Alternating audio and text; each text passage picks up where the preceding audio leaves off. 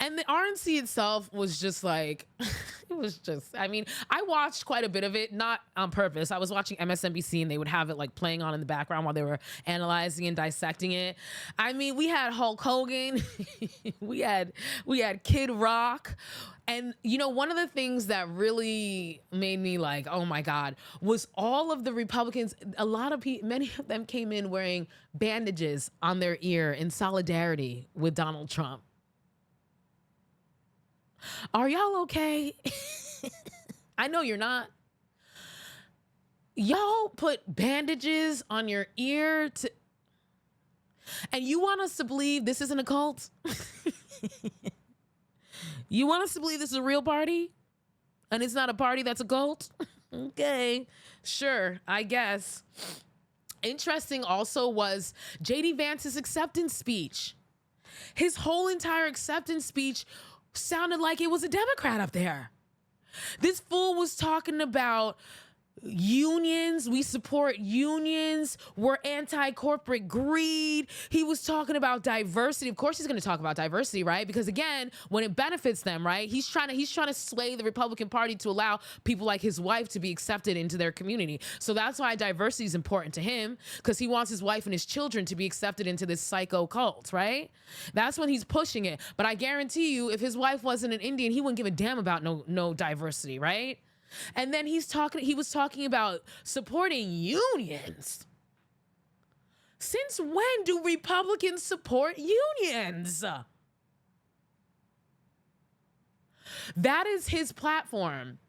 You know, his whole claim to fame is this autobiography where he, you know, gives the hero story of a quote unquote hillbilly who rose, you know, to do something great, right?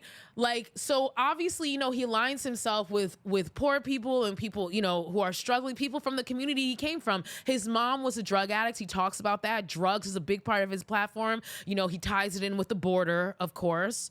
But I was literally listening to his speech and I was like, come again? I literally had to like clear out my ears. I was like, what is he talking about? This is not the Republican platform. So now they're quietly trying to ham fist this platform in here, where now suddenly y'all are team union? Y'all are team diversity?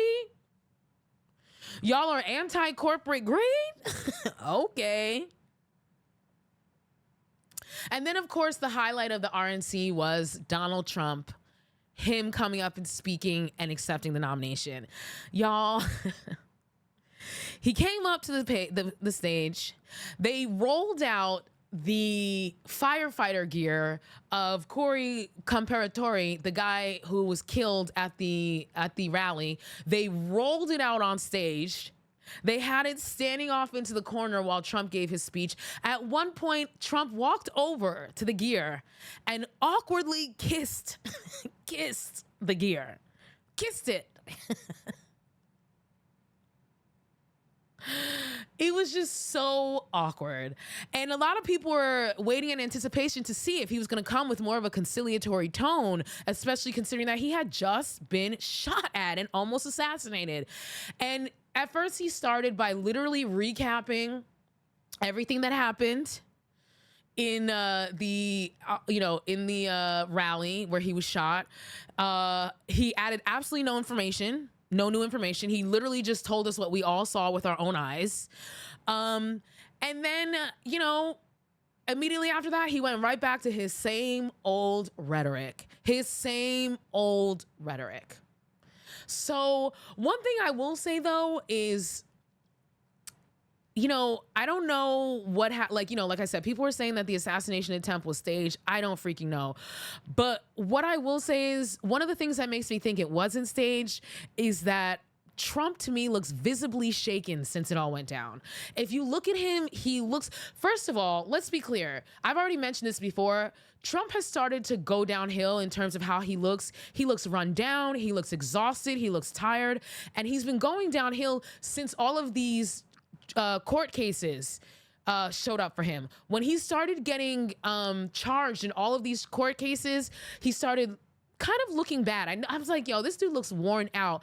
And I feel like ever since this assassination attempt, it's gotten worse. He looks a little I can't explain it. He just doesn't, he looks a little unsteady. To me, I can't, everybody else might say something different, but to me, I feel like one thing, listen, no matter who you are, I don't know anybody who's going to almost get killed by a millimeter and not walk away shaken. I just don't know anybody who's capable of doing that. And Trump doesn't look like he's been able to do that either. So like I've said before, the astrologers and the psychics have been saying that we're witnessing the downfall of Donald Trump and his health is going to start being an issue.